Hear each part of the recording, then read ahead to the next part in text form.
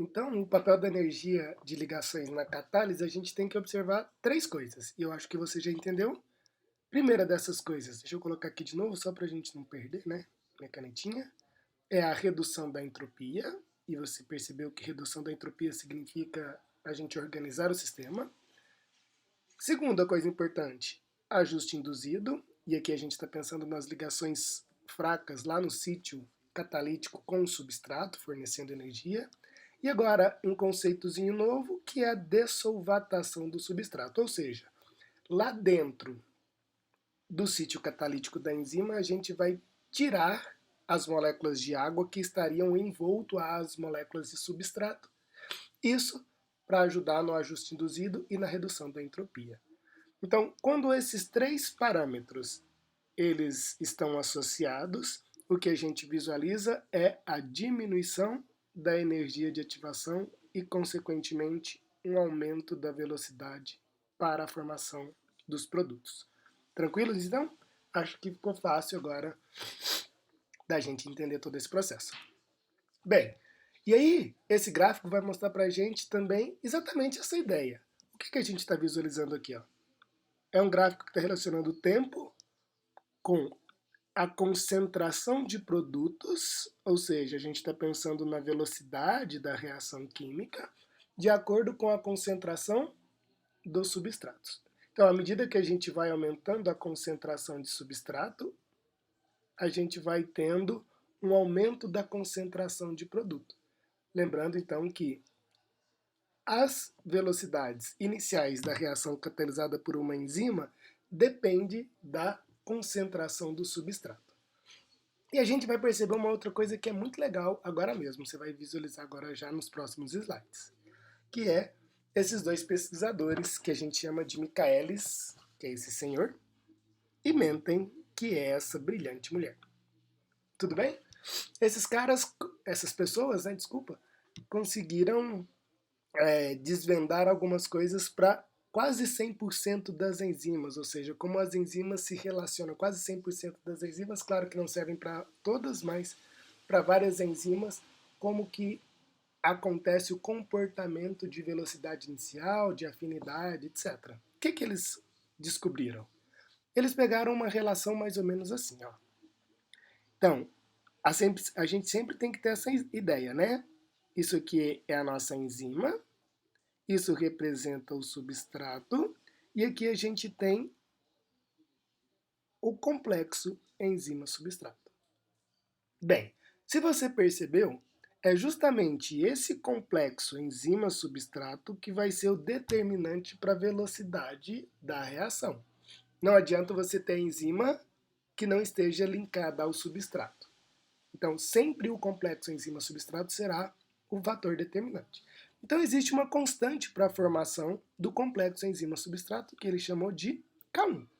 E, claro, existe também uma constante para a dissociação do complexo enzima-substrato, que ele chamou de K-1. Tudo bem? Então, o K1 representa a constante da formação do complexo e o K-1 da dissociação do complexo. Ah, Léo, mas quando a enzima se linka ao substrato, o substrato pode dissociar da enzima sem ter feito a reação? Poder pode. Não é comum, mas pode.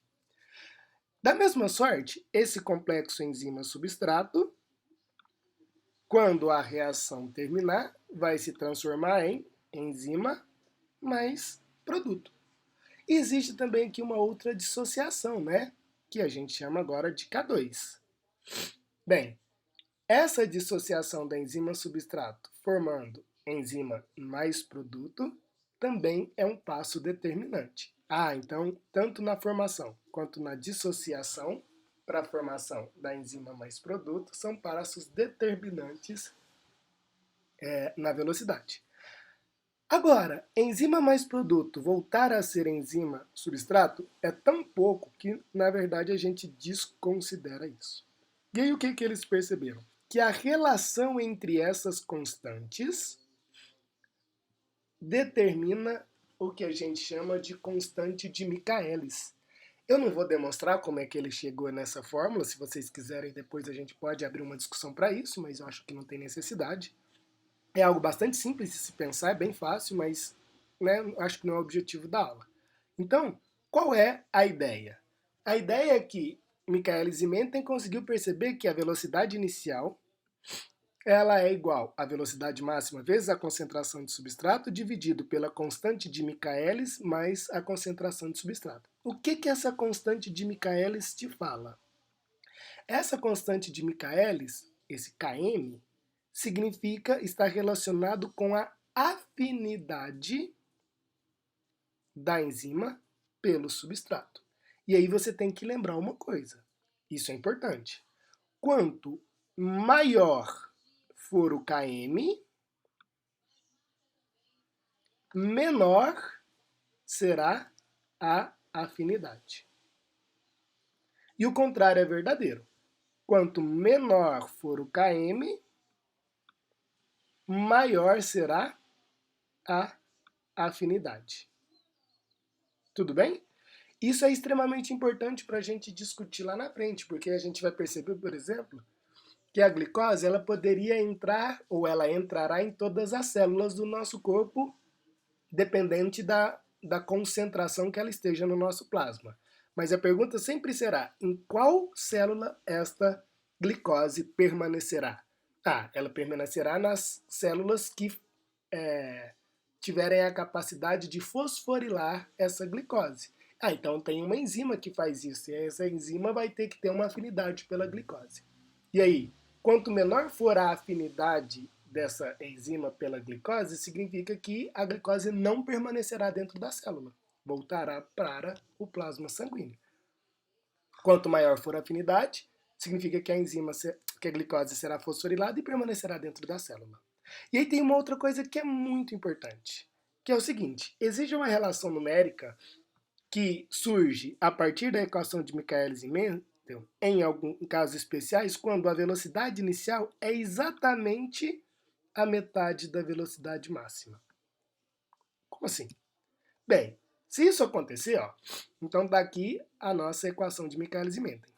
Velocidade inicial é igual à velocidade máxima vezes a concentração de substrato dividido pela constante de Michaelis e mais a concentração de substrato. Se a velocidade inicial for exatamente igual à metade da velocidade máxima, o que a gente vai perceber? Então a gente vai substituir a velocidade inicial pela metade da velocidade máxima, aí a gente corta aqui, certo? Aí fica 1 sobre 2, ou meio, é igual a concentração de substrato dividido pelo Km mais a concentração de substrato, certo? Tá dividindo, passa para lá multiplicando, tá dividindo, passa para lá multiplicando. Então fica Km mais a concentração de substrato é igual a 2 vezes a concentração de substrato. Esse aqui está somando, passa para lá diminuindo, significa que Km é igual a concentração de substrato. Quando que a constante de Michaelis é igual à concentração de substrato? Nessa condição especial, quando a velocidade inicial for exatamente a metade da velocidade máxima. Por que isso é importante? Se a gente observar nos gráficos, você vai perceber isso, de forma um pouquinho mais clara. Esse gráfico, ele vai mostrar para a gente a velocidade inicial em relação à concentração de substrato. E aí a gente vai perceber o seguinte: quando a gente vai aumentando a concentração de substrato, a gente vai tendo o aumento da velocidade, até a gente chegar muito próximo da velocidade máxima. Léo, por que o gráfico não encontra com a velocidade máxima? Porque, em teoria, é muito difícil 100% das enzimas estarem formando complexo com enzima substrato. Então, vamos imaginar que você tenha lá 100 moléculas de enzimas, e aí, se as 100 moléculas estiverem ao mesmo tempo interagindo com o substrato, a gente estaria aqui na velocidade máxima. Mas, isso significa que todas as enzimas deveriam começar o seu papel catalítico exatamente na mesma hora. E isso é muito difícil. Ou seja, enquanto umas estão fazendo o processo, outras estão finalizando, outras estão iniciando, então a gente não tem um padrão de todas as enzimas começarem e terminarem na mesma hora.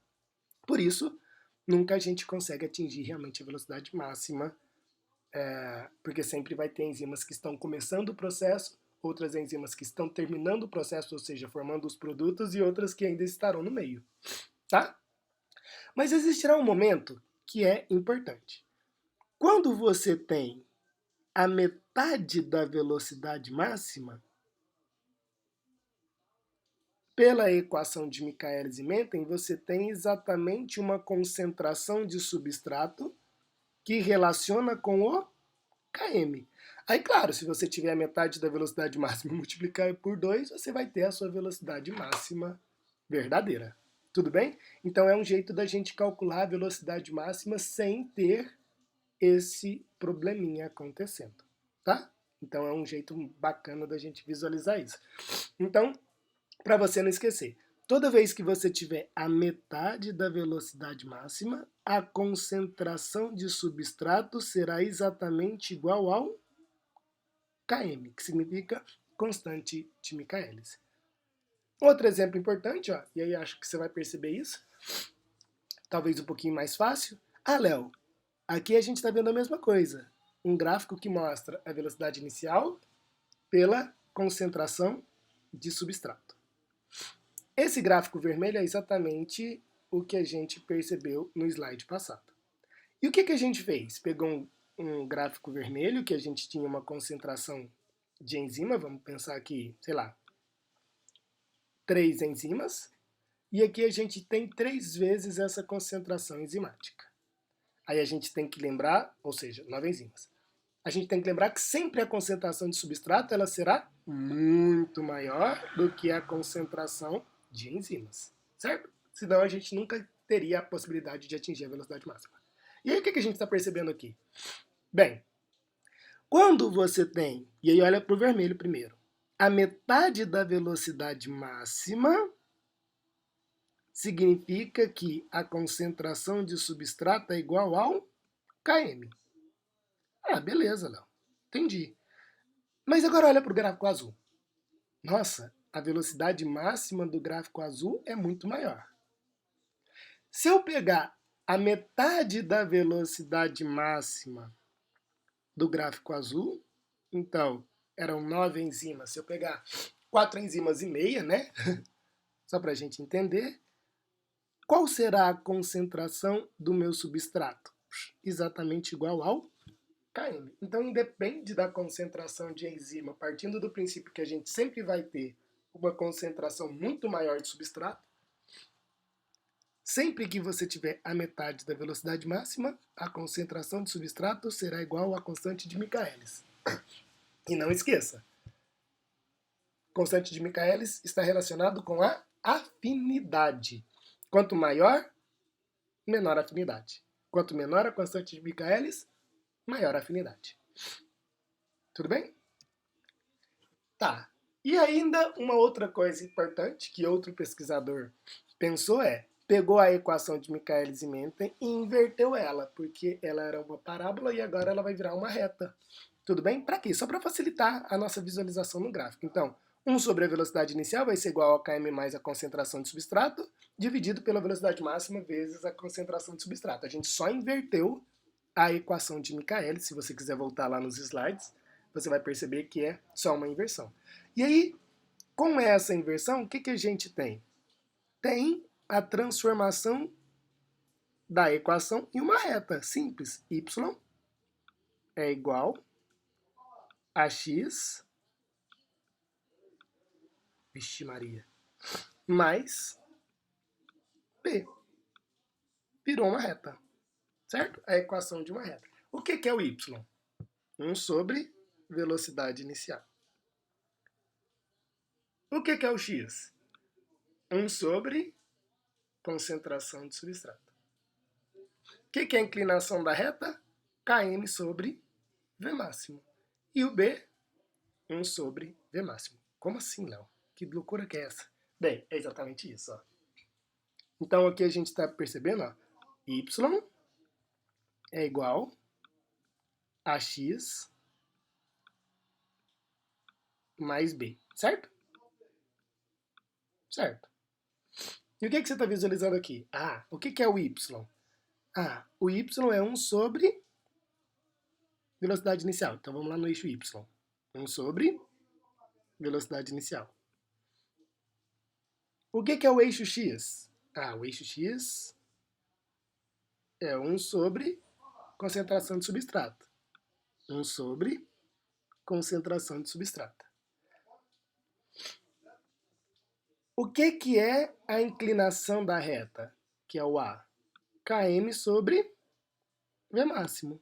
Então, a inclinação, km sobre V máximo. E aí a gente consegue, então, determinar, né, quando o y for igual a zero, quando o x for igual a zero, a gente consegue determinar pontos importantes. O que é importante você perceber nessa reta? Que eu acho que... Para que você precisa saber disso? Perceba, então, que quando a reta passa pelo eixo x, a gente está vendo uma relação inversa sobre a constante de Michaelis.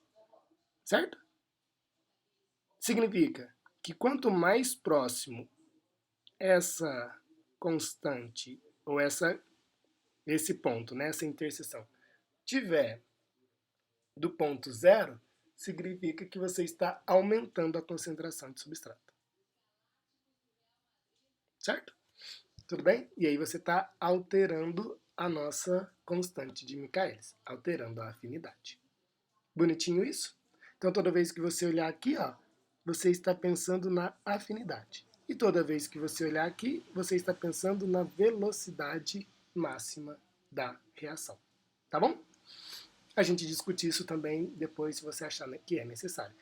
Isso aqui, na verdade, não cai em prova pra gente, né? Mas é só para você perceber como é que aconteceu a evolução do processo. E agora uma outra observação cai, que é o que a gente vai visualizar aqui agora. Olha que bacana que é isso.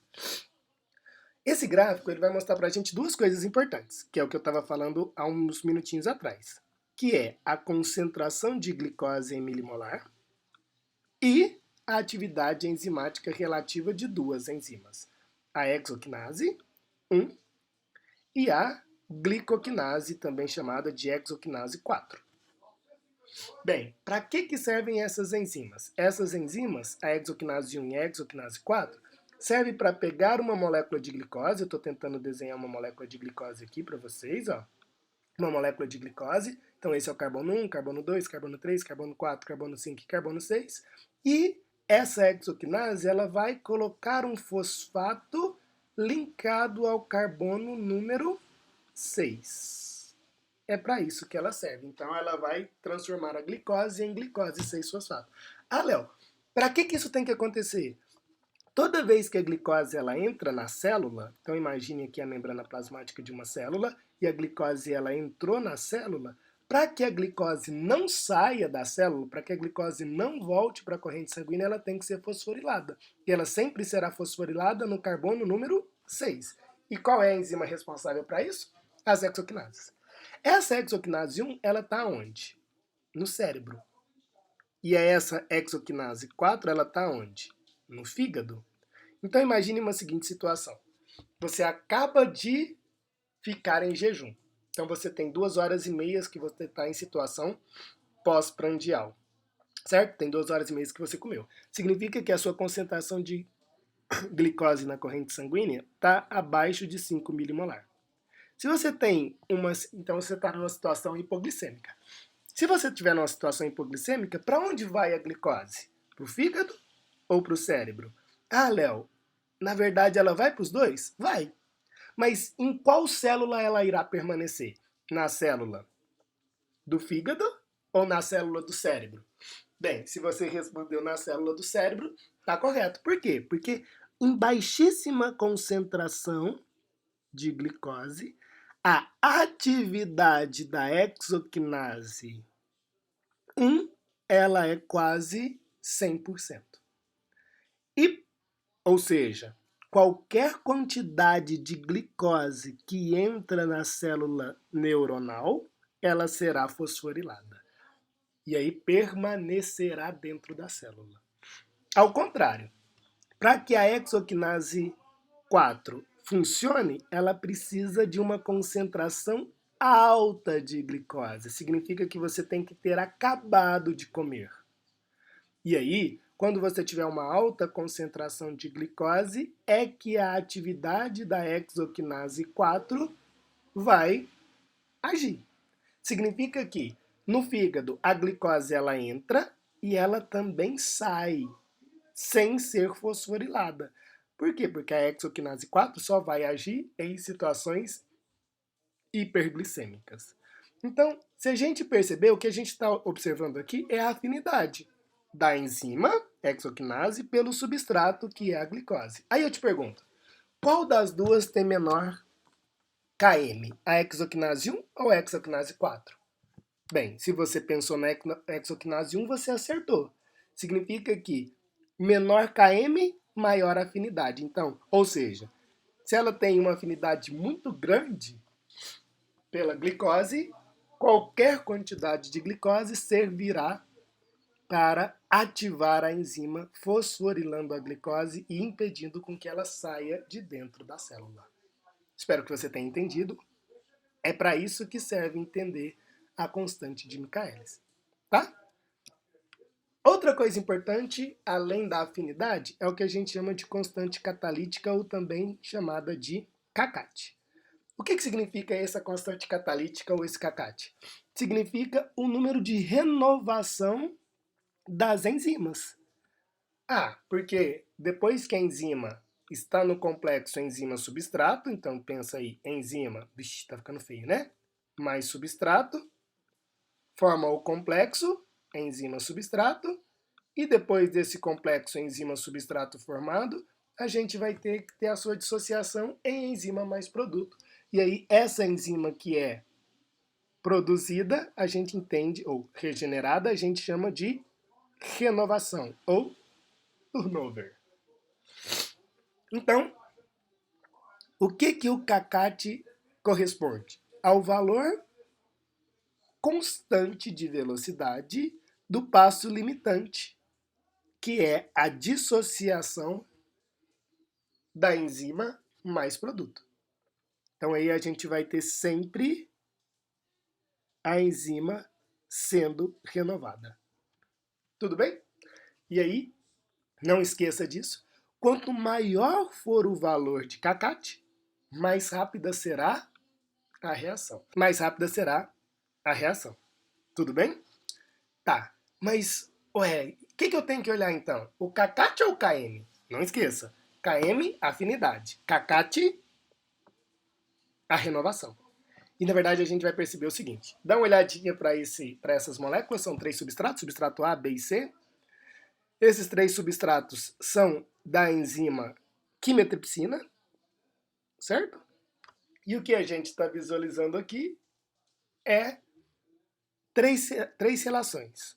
Se a gente fosse observar o CACAT, que a gente estaria pensando em quê? No turnover, na renovação. No KM, que a gente está pensando na afinidade. Vamos olhar primeiro o KM. Então eu tenho para o substrato A um KM de 31 milimolar, para o substrato B 15 milimolar e para o substrato C 25 milimolar. Dos três, qual é que tem a maior afinidade? O A, o B ou o C? Claro que é o B. Quanto menor o KM, maior é a afinidade. Tá. Vamos agora pensar na velocidade da reação. Se a gente agora olhasse só para o CACAT. Quanto maior o CACAT, maior a velocidade. Então eu tenho o substrato A, 0,06 segundos a menos 1, né? O substrato B, 0,14 e o substrato C, 2,8. Então se a gente olhar para cá, a velocidade estaria relacionado com o substrato C. A afinidade com o substrato B. Mas quando a gente olha a relação CACAT sobre KM, e aí não esqueça, não é em milimolar, é em molar. Significa que a gente vai dividir esse por esse e depois multiplicar por 1000. E a gente vai ter então 0,06 dividido por 31.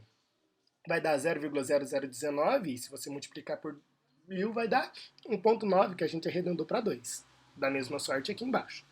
Então, a gente visualiza kcat sobre km com o substrato A, 2. kcat sobre km com o substrato B, 10. kcat sobre km com o substrato C, 114. Então, se você analisar o substrato A, B e C, qual que teria tanto a melhor capacidade de regeneração sobre a afinidade? Claro, o que tem a maior relação, e aí a gente estaria pensando no substrato C. Significa que o substrato C ele tem uma maior capacidade de ser quebrado pela enzima, e a enzima ainda tem uma maior capacidade de regeneração. Significa que o substrato C seria o substrato preferencial para a quimiotripsina. Viu que bonitinho que é isso? Que legal? Show! Agora a gente vai finalizando observando algumas outras coisinhas. Ó. Esse gráfico ele vai mostrar para a gente então exatamente essa relação. Ah, se eu olhar só para o kcat, eu estou pensando só na velocidade. Se eu olhar só para o km, eu estou pensando na afinidade. E se eu olhar pela relação kcat e km, eu estou pensando na melhor proporção entre a afinidade da enzima pelo substrato relacionado com a renovação enzimática. Então eu coloquei aqui diferentes enzimas, diferentes substratos e a relação de kcat sobre km, para você ter uma ideia. Por favor, gaste seu tempo entendendo isso um pouquinho, né? Percebendo esses detalhes, tá? E agora, a gente finaliza com a inibição enzimática. Então a gente já está acabando. Nós vamos ter basicamente 3 tipos de enzimas. Aliás, 3 tipos de inibição. A primeira que a gente chama de inibição competitiva. O que isso significa? Eu vou explicar aqui pela figurinha que eu acho que é um pouquinho mais simples. O que está em azul é a enzima, tá? E esses quadradinhos brancos aqui, esse representa o substrato e esse representa o inibidor. E esse espaçozinho aqui, ó, representa o sítio catalítico. Tá, o que a gente vai perceber é muito simples. Que tanto o substrato quanto o inibidor vai competir pelo sítio ativo ou sítio catalítico da enzima. E claro, se a enzima se ligar com o substrato, ótimo. Se a enzima se ligar com o inibidor, ela vai deixar de produzir a enzima mais produto. Tá bom? Então é exatamente isso. Enzima mais substrato, complexo enzima substrato. Enzima substrato forma enzima mais produto. Enzima mais inibidor formou complexo enzima inibidor. E aí você não tem mais a formação de produto. Simples assim. Tá? Mas e daí? O que isso varia? Bem, se você olhar para a nossa relação de Michaelis e Menten, a gente vai perceber que a velocidade máxima, ela normalmente tende a se igualar. Por quê? Porque a concentração de substrato sempre será infinitamente maior do que a concentração de enzima. Mas, quando você pega a velocidade máxima dividido por 2, lembra que ela se relaciona com o km? Então, numa primeira situação, que é o verde, sem inibidor, nossa, eu vou ter essa concentração de substrato que relaciona com o km. Quando eu coloco o inibidor, eu coloquei inibidor. O que acontece com o km? Nossa, o km aumenta. Por quê? Porque eu vou precisar de mais substrato para interagir com aquela enzima. Significa que eu estou diminuindo a afinidade da enzima pelo substrato. Certo? Então, toda vez que eu aumento o km, eu diminuo a afinidade da enzima pelo substrato. Então, numa inibição competitiva, é como se eu estivesse diminuindo por competição a afinidade da enzima pelo substrato. Tá ok? Fácil? Fácil. Bem, e é isso que você está vendo. Ó. Então, perceba nessa inibição competitiva, eu tenho, e aí esse gráfico aqui é do duplo recíproco, né? Eu estou aumentando aí, ó, a minha quantidade de inibidor e, consequentemente, eu estou aumentando a concentração de substrato e aumentando, claro, o meu km, diminuindo a minha afinidade. Tudo bem? Então, toda vez que você aumenta o km, você diminui a afinidade. Então, essa é a característica de uma inibição competitiva. E você vai perceber que, sei lá, o halopurinol, ele é um fármaco utilizado para o tratamento de gota que tem um tipo de inibição da sua enzima, que é uma inibição competitiva, tá?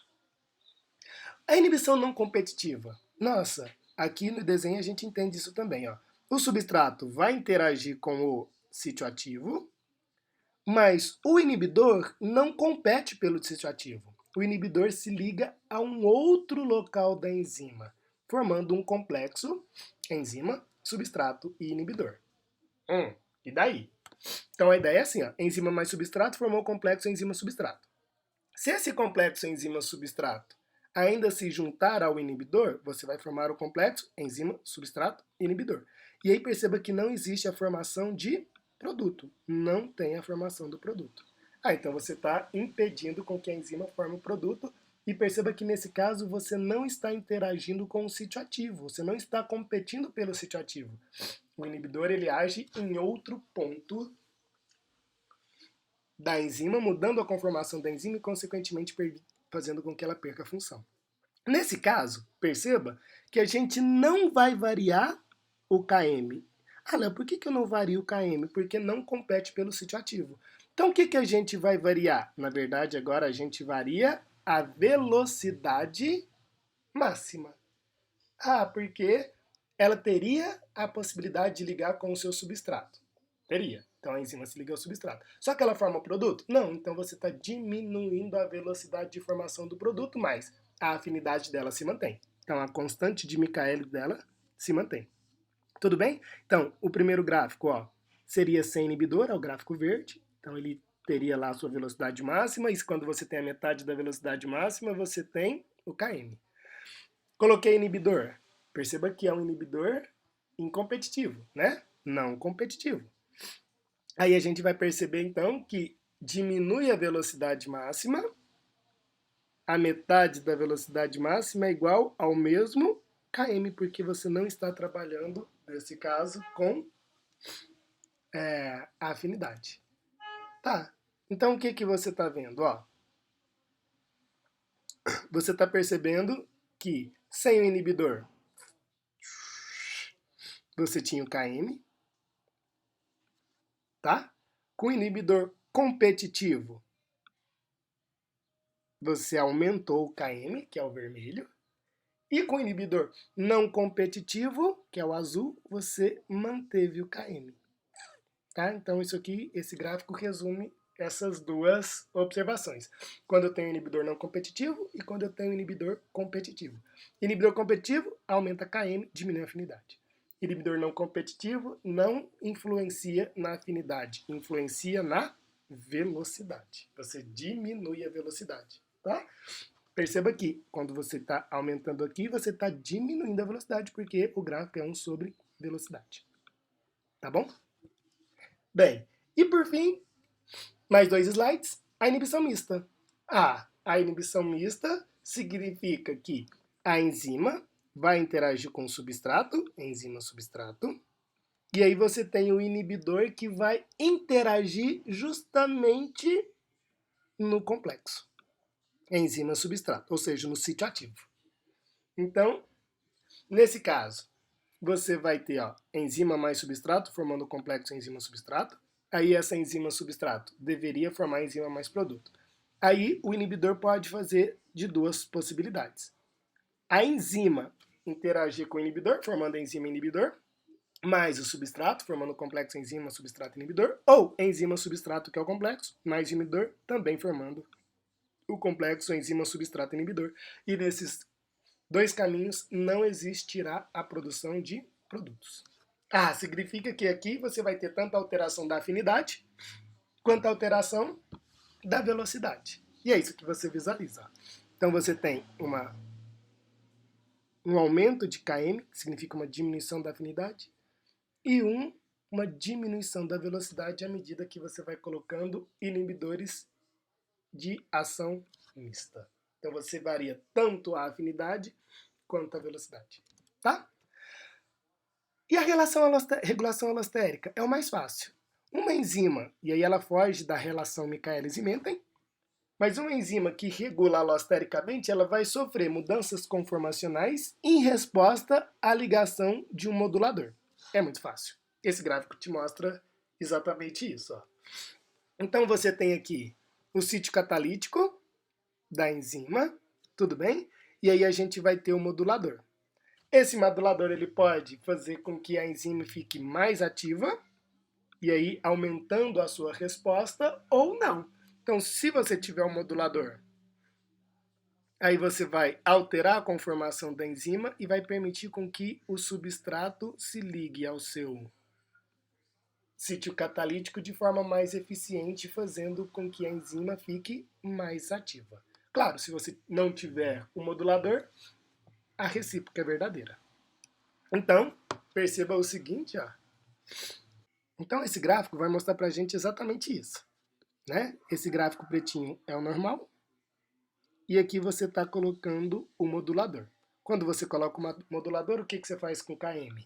Eu diminuo o Km, significa que eu aumento a afinidade. Você está aumentando, então, a eficiência enzimática. Se eu tiro o modulador, ou se eu excluo o modulador, eu estou aumentando o meu Km, significa que eu estou diminuindo a minha afinidade. Bem, então, existem enzimas que são reguladas alostericamente, que ora ela vai agir mais rápido, né? Ou seja, ela vai ter uma maior afinidade pelo substrato, e aí você vai precisar de um modulador, ou você vai ter uma menor afinidade pelo substrato, e aí você tirará esse modulador. Bem, a gente vai discutir agora mesmo que a nossa hemoglobina ela precisa de um modulador para ter essa resposta. Então a hemoglobina ela tem a função de carregar gases.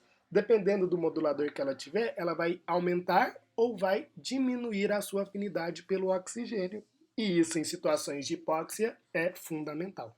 Bem, eu acho que é isso. Aí eu vou disponibilizar essa aula e qualquer coisa a gente tira as dúvidas lá no nosso fórum.